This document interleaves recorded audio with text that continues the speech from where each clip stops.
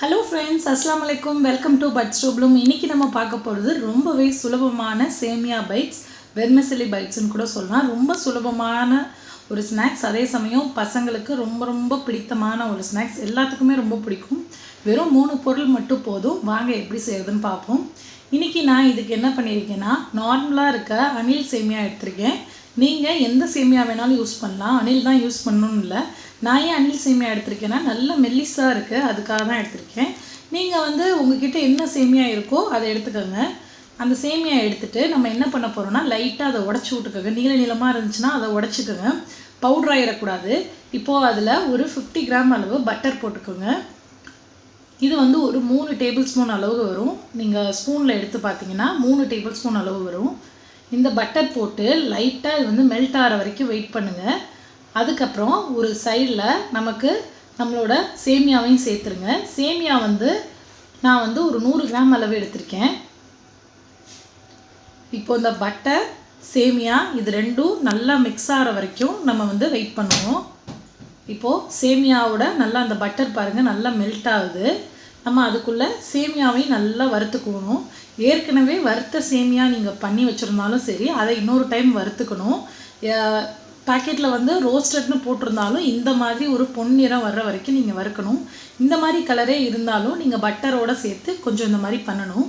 இது வந்து நான் இன்னைக்கு மில்க் மேட் சேர்த்திருக்கேன். இது கூட இது வந்து வீட்ல செஞ்ச மில்க் மேட். நான் காலி டப்பால ஏற்கனவே உள்ள காலி மில்க் மேட் டப்பால ஊத்தி வச்சிருக்கேன்.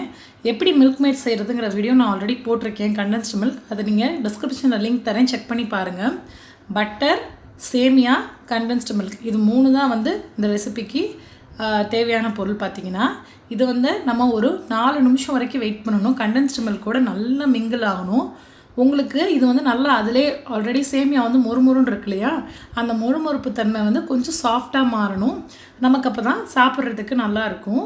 ஆனாலும் இதோட கிறிஸ்பினஸ் தான் வந்து டேஸ்டோட ஹைலைட்டே. பாத்தீங்கன்னா இப்போ அத நல்லா நம்ம வந்து blend பண்ணனும். அது எல்லாமே மூணும் மிங்கிள் ஆற வரைக்கும் நல்லா mix பண்ணுங்க. mix பண்ணி எல்லா சேமியாவும் ஒரே சைடு வந்ததுக்கு அப்புறம் நம்ம ஒரு பவுலுக்கு அத மாத்திடுவோம். இது வந்து ஒரு 5 minutes வரைக்கும் நீங்க ஆறறதுக்கு வெயிட் பண்ணனும். ரொம்ப ஆறிர கூடாது. மிதமா வந்து அது சூடா தான் இருக்கணும். அதாவது வெதுவெதுப்பா கை பொறுக்குற சூடு அளவு இருக்கணும். அந்த டைம்ல என்ன பண்ணுங்கன்னா, இது மாதிரி பாட்டில் மூடி, நீங்க வந்து பாட்டில் மூடி தான் எடுத்துக்கணும் இல்ல. உங்ககிட்ட என்ன இருக்கோ இந்த மாதிரி ஷேப் பண்றதுக்கு எந்த ஷேப்ல வேணாலும் செய்யலாம். நீங்க ஏதாவது கட்டர் வச்சிருந்தீங்கன்னா அதுல கூட நீங்க போட்டு அந்த ஷேப் எடுக்கலாம். நான் வந்து இன்னைக்கு உங்களுக்கு பாட்டில் மூடில பண்ணி காட்றேன். இன்னொரு மெத்தடும் இருக்கு.